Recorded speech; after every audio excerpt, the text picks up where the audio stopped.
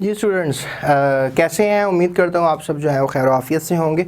Student, आज के lecture में सॉल्यूशंस की बात कर रहे हैं और आज के लेक्चर में हम बात करेंगे ideal and non ideal solutions की।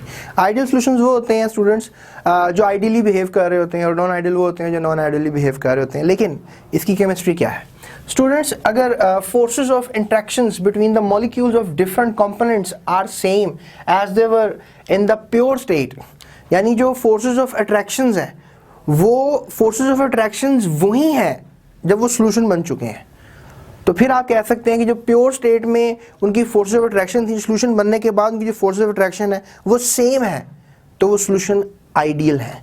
अगर प्योर स्टेट में जब मतलब वो सॉल्यूशन नहीं थे, जो कंपोनेंट्स थे सॉल्यूट और सॉल्वेंट के, उनकी फोर्सेस ऑफ अट्रैक्शन कुछ और थी, लेकिन सॉल्यूशन बनने के बाद फोर्सेस ऑफ अट्रैक्शन उनकी ताकतों में फ़र्क आ गया, चेंज हो गई, कम हो गई, ज़्यादा हो गई सॉल्यूशन बनने के बाद, तो फिर वो नॉन आइडियल सॉल्यूशंस हैं। यानी forces of attraction before dissolution and forces of attraction after dissolution अगर सेम है तो सॉल्यूशन आइडियल है। लेकिन अगर forces of attraction before dissolution and after dissolution जो है वो सेम नहीं है, तो फिर सॉल्यूशन जो है वो एक नॉन आइडियल सॉल्यूशन होगा। सॉल्यूशन स्टूडेंट्स, वॉल्यूम की अगर हम बात करें, जैसे जो वॉल्यूम है, लेट्स से 8 सेंटीमीटर क्यूब आपने वाटर लिया है, 2 सेंटीमीटर क्यूब आपने अल्कोहल लिया है, दोनों को मिक्स किया है, तो टोटल वॉल्यूम होना चाहिए 10 सेंटीमीटर क्यूब। अगर ये वॉल्यूम आता है तो सॉल्यूशन आइडियल है। अगर वॉल्यूम में चेंज आता है, वॉल्यूम बढ़ जाता है, वॉल्यूम कम हो जाता है, ठीक है, ऐसा भी होता है, तो वो सॉल्यूशन जो है वो क्या होगा? नॉन आइडियल होगा। सो इंथैल्पी चेंज की अगर हम बात करें, अगर स्टूडेंट्स अगर आप देखें कि इंथैल्पी चेंज आता है, लेट्स से दैट अगर आप किसी सॉल्यूशन को बनाते हैं, मिक्स करते हैं, तो कंपोनेंट्स क्या करते हैं, मिक्स होने के बाद कुछ हीट इवॉल्व कर देते हैं, या हीट जो है वो इवॉल्व नहीं करते तो एब्जॉर्ब कर लेते हैं। तो अगर ये दोनों प्रोसेस होते हैं तो समझिए सॉल्यूशन नॉन आइडियल है। अगर कोई चेंज नहीं आता सिस्टम में, ठीक है, you can just review the third point.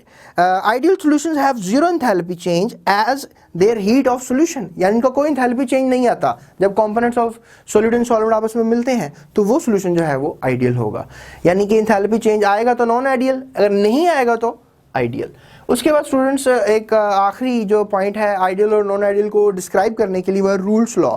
अगर कोई सॉल्यूशन रूल्स लॉ को ओबे करते हैं तो वो सॉल्यूशन जो है वो आइडियल है, और अगर वो रूल्स लॉ को ओबे नहीं करते तो वो सॉल्यूशन जो है वो नॉन आइडियल सॉल्यूशंस हैं।